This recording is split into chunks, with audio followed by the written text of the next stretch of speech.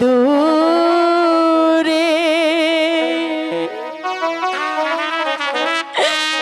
বাণিজ্যে প্রাণের স্বামী যেও না আমার স্বামী আমাকে ছেড়ে কেন চলে গেলে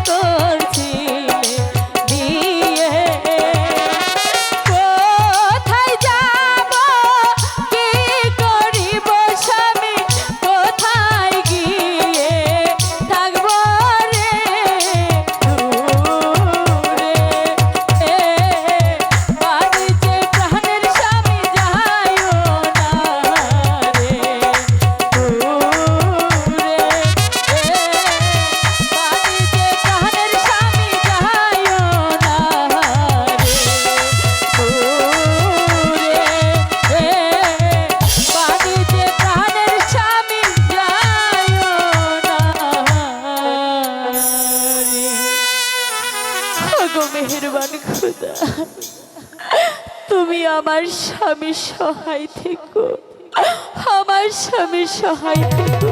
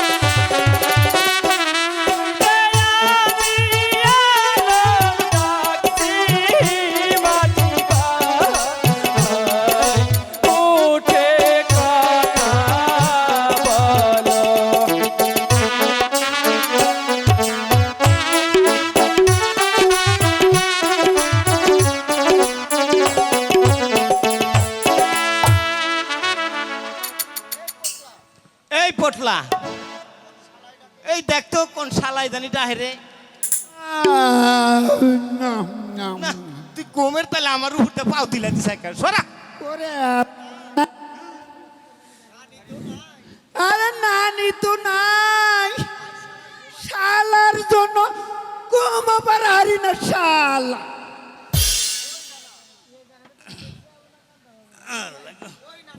কই না না, আরে কাউকে তো দেখছি না। ওই ফটলা কও না না, ওই আয় আবার ফের শুয়া পড়ি। আচ্ছা তাই ভালো হবে না না, ওর দেখ গম্বা ধরেছে। মনে হইলো যে কেন মাঝি ভাই তো আমার ডাকে সাড়া দিচ্ছে না। এবার আমি তাকে ধর্মের দোহাই দিয়ে ডেকে দেখি দেখি সে আমার ডাকে সাড়া দেয় কিনা। ওই যে তুমি আমার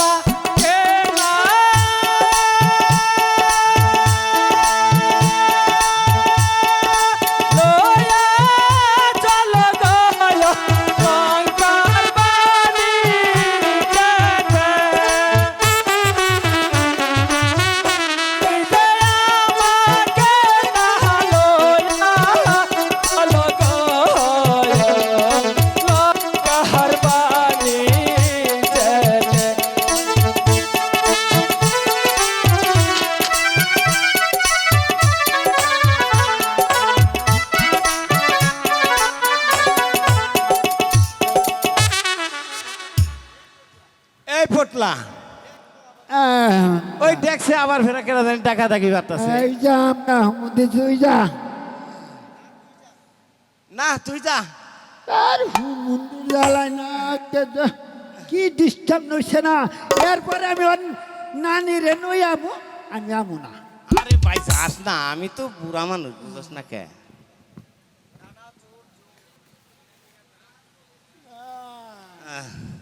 ও না না, কি হয়েছে? চোর এই লাড়ি করে দে দে দে বাড়িতে। আমি চোর নই মাঝি ভাই, আমি ওই টঙ্গীর শহরে জালিম বাদশার পুত্র আলম সাধু। হুজুর, হুজুর আমাদের আমাদের মাফ করে দিন হুজুর, আমরা আপনাকে না চিনে চোর বলে গালি দিয়েছি। ঠিক আছে মাঝি ভাই, আমি আপনাদেরকে ক্ষমা করে দিয়েছি। হুজুর ক্ষমা কত দূর করলেন হুজুর? ওই রাজশাহী থেকে খুলনা পর্যন্ত। একটু একটু বেশি করে মাফ করে দেন না হুজুর। ঠিক আছে মাঝি ভাই, আমি তোমাদেরকে ওই আখের পর্যন্ত মাফ করে দিলাম। খুব খুশি হইলাম। ঠিক আছে হুজুর। কিন্তু একটি কথা মাঝি ভাই, কি কথা হুজুর? মাঝি ভাই, আমাকে যে ওই লঙ্কার বাণিজ্যে নিয়ে যেতে হবে। না হুজুর না, এটা যে একেবারে অসম্ভব।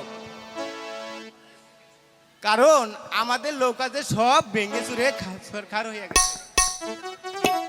তাহলে আমার বাণিজ্যে যাওয়ার উপায় কি হবে মাঝি ভাই? উপায় যে একটি আছে হুজুর। ওই আপনার পিতার 7খানা নৌকা ওই কালী দুহার কাছে ডুবানো আছে। ওই নর্তকী দিয়ে নাচ গান করিয়ে একটি নৌকা তুলে দিলে তাহলে যে আমরা আপনাকে নিয়ে যেতে পারবো। ঠিক আছে মাঝি ভাই, আমি তাই করব, আমি ঠিক তাই আছে। করব। ঠিক আছে হুজুর। এই পটলা, এই চল, আমি তোর নানির সাথে দেখা করে আসি। আমি যাব না। যা যাবো, যা। যাই। আরে কি হয়েছে? ওই মাঝির পো এরকম কইরা চিল্লা চিল্লি করতেছ কি লিগা? হ্যাঁ, আরে শিকার করব না মানে? আরে মিনসে রাগ করছো নাকি তুমি? আমি হলো ওই মন্ডল পাড়া একটু আলাদা মুখ খাইতে গিয়েছিলাম। হ্যাঁ, শালার মাগি কইছে কি রে? আবার ওই মন্ডল পাড়া তুই ইন্টারভিউ দিতে গেছিলি মাগি? সি সি সি সি সি সি, তুমি অমন করে বলছো কেন গো? আমি তো কেবল গেলাম আর এলাম। আচ্ছা ঠিক আছে, তাড়াতাড়ি কিছু খেতে দে। খেতে দেব? আরে খেতে দেব কোথা থেকে? ঘরে যে এক মুঠো চাউলও নেই, একটু ডাউলও নেই। দেই চাল দেওবা। আরে চালা, কি মুশকিলে বললাম না? যদি চাউলই না থাকে তাহলে আমি তোমাকে কোথা থেকে ভাত দিব? তাহলে একটি পান দে। পান দেব? ওই ওই মর্দা, পান কামু কই? হ্যাঁ, পানটা পামু কই? এটার লেগে তো পাড়ায় পাড়ায় ঘুরে ঘুরে আমি পান খাই। নেই পান দেওছুন। আরে কি মুশকিলে বললাম। ও কি হলো নানা? নানা!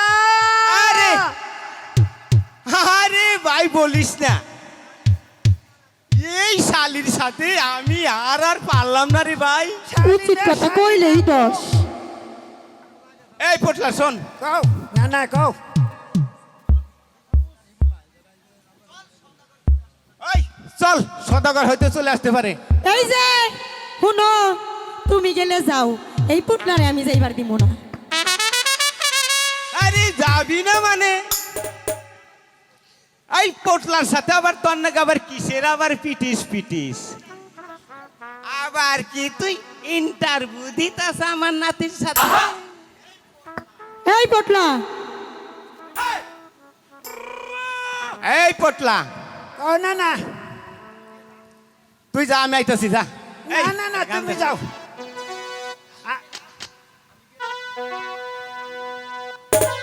তুই যা। ঠিক আছে নানা, গেলাম গা। ওরে জ্বালাইলি যে জলে আগুন, ওরে জ্বালাইলি যে জলে আগুন, নিভাবো তোর কোন বাবাই, জ্বালাস নাই আমার গায়ে রে আগুন।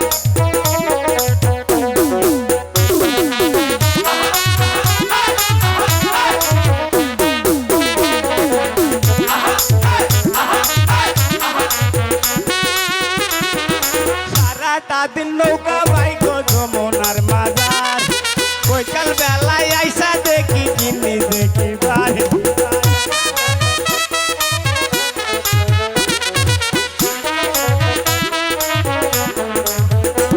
ওই সারাটা দিন নৌকা চালাই যমুনার মাজার বৈকাল বেলায় বাইতে কিনি দেখি বারে আমার গিন্নি মন্ডল বাড়ি আওলা তামু খাই রে ভাই জালাই নাই আমার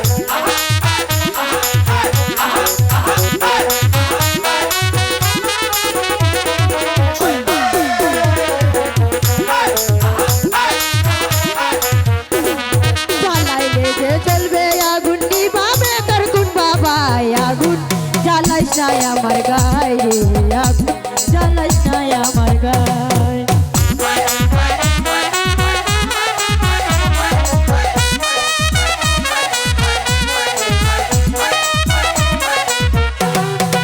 আমার মিশর গুণের কথা কি বলি ভাই কাজ করে না তো করে না বৈশা বৈশা খায় আগুন জ্বালাইস নাই আমার গায়ে আগুন জ্বালাইস নাই আমার গায়ে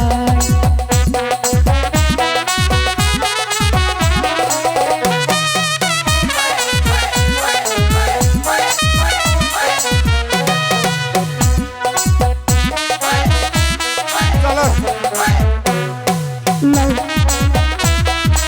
আমি আর ভাত খাবো না তুই যে ইন্টারভিউ দেও দৌড়ছস আমি আর তোর কাছে আর আমি আর ভাত খাম না আমি ভাত আজ কালকা গুনে ওই আন্নাপুর হোটেলে গুনে কিনা খামো আমি তাই হ্যাঁ যাও চাইল ডাল তো তিন এই দাও না, আমার বড় বড় কথা কও বুঝো নাই গেলাম গা আমি তুই থাক আমারও কাম আছে আমিও গেলাম গা থাক তুই নাতির নাকি ইন্টারভিউ দে তুই না দুনিয়ায় আন্ধার হয় পাশে তোমায় না পাইলে বন্ধু এই দমে জানো মোর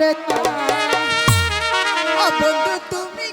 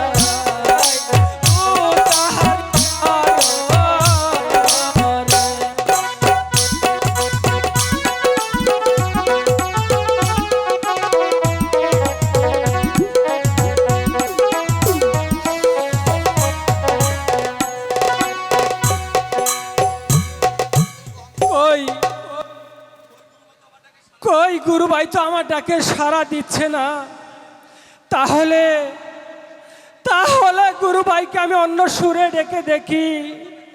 ওই যে তুমি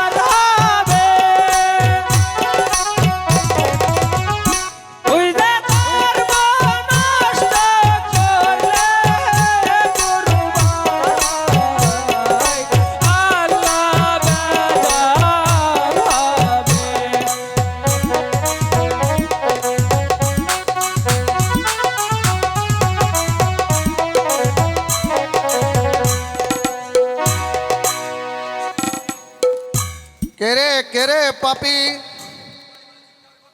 তুই আমাকে গুরুভাই বলে চিৎকার করেছিস? গুরু ভাই আপনি আমাকে চিনতে পারছেন না গুরু ভাই? আমি ওই টুঙ্গির শহরে জালিম বাদশার পুত্র আলম সাধু। তুই আমাকে কিসের জন্য স্মরণ করেছিস? গুরু ভাই আমাকে যে এই রাতের ভিতরে ওই নসিমনের বাসর ঘরে নিয়ে যেতে হবে গুরু ভাই। ওই নচিমনের সঙ্গে তোর কিসের পরিচয়? গুরু ভাই, নসিমন যে আমার বিবাহিতা স্ত্রী। না, আমি যে তোকে নিয়ে যেতে পারবো না। ওই যে তুমি আমার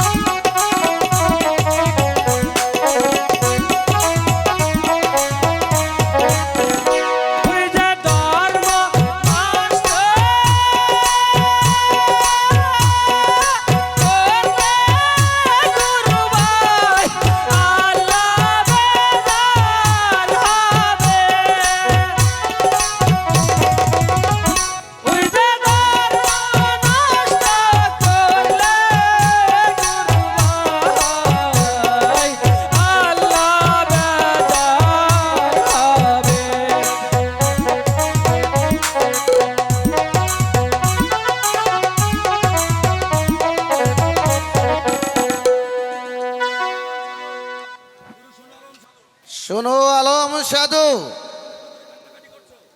তুমি যখন এত করে কান্নাকাটি করছো, ঠিক আছে, আমি তোমাকে নিয়ে যাব ওই নচিমনের বাসর ঘরে, কিন্তু একটি শর্ত আছে। কি শর্ত গুরু ভাই? তুমি কথাটা শুনে নাও। তোমার সময় মাত্র 3 দণ্ড, যাইতে 1 দণ্ড আর আসতে 1 দণ্ড, আর নচিমনের কাছে 1 দণ্ড। শোনো আলম সাধু, কিন্তু আমার কথাটি মনে রেখো, আর এই 3 দণ্ডের বেশি হলে আমি মারা যাইব। শুধু তাই নয়, এবং কি তোমারও মৃত্যু হতে পারে। ঠিক আছে গুরু ভাই, আমি 3 দণ্ডের মধ্যেই চলে আসব।